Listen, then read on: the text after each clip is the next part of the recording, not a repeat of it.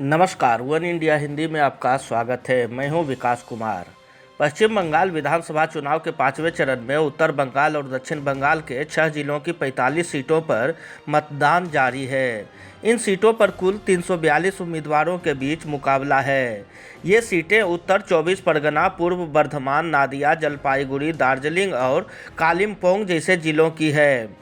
हालांकि इस चरण में सबकी निगाहें विशेषकर दार्जिलिंग और न्यू जलपाईगुड़ी के विधानसभा क्षेत्रों पर लगी हुई है, क्योंकि ये वो इलाका है जहां गोरखा समुदाय के लोग लगातार अलग राज्य गोरखालैंड की मांग को लेकर आंदोलन चला रहे हैं, जिसका शुरू में बीजेपी भी समर्थन करती रही है। हालांकि बीजेपी पर वादा खिलाफी का आरोप लगाते हुए इस बार गोरखा जनमुक्ति मोर्चा का एक समूह ममता बनर्जी के साथ चला गया है।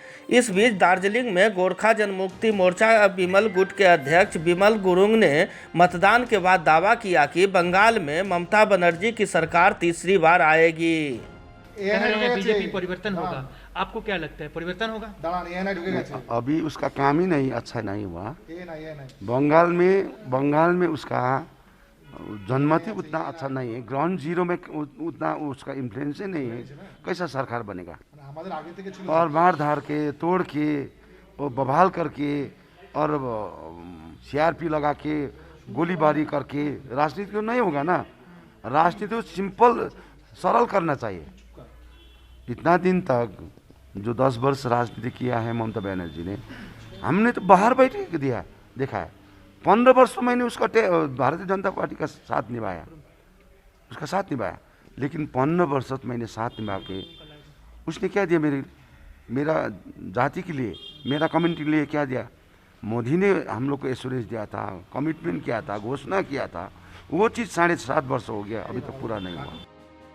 हालांकि इधर गोरखा राष्ट्रीय मुक्ति मोर्चा के सुप्रीमो मन घिसिंग बीजेपी के जीत का दावा कर रहे हैं। उन्होंने कहा कि पहाड़ की समस्या का बीजेपी ही हल कर सकती है, इसलिए हम बीजेपी का समर्थन कर रहे हैं और ममता बनर्जी को सब लोग मिलकर हराएंगे। जो भी कमिंग जनरेशन है, अपकमिंग जो भी है, हम लोग को विश्वास है कि बीजेपी सरकार बने।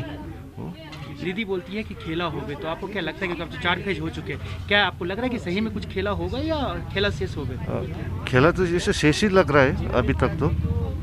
देखेंगे फिर भी, लेकिन पहाड़ का जो भी है हम लोग चाहते हैं, जो भी पहाड़ का समस्या है दार्जिलिंग पर, जो भी पहाड़ तरह ढोस का जो बात हुआ है, हम लोग चाहते हैं इतना ही है, ये सरकार बदले, बीजेपी सरकार आए और हम लोग का न्याय मिले। ये विशेषता यही है।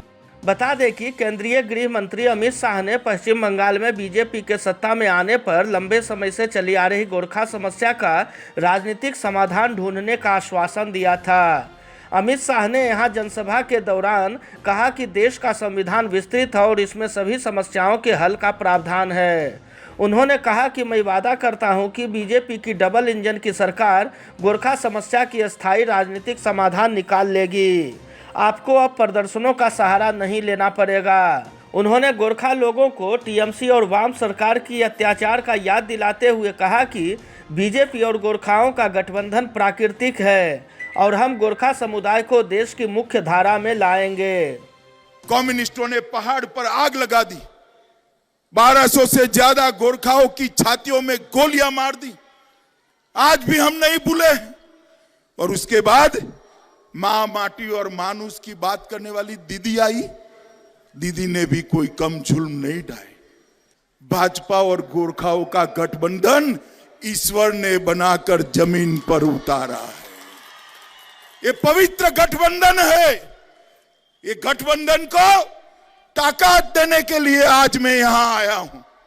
मेरे गोरखा भाइयों, बहनों, माताओं, युवाओं को अपील करने आया हूं कि आइए, देश भर के गोरखाओं को देश की मेन स्ट्रीम के साथ जोड़ने का एक मौका देश के प्रधानमंत्री नरेंद्र मोदी जी को दीजिए।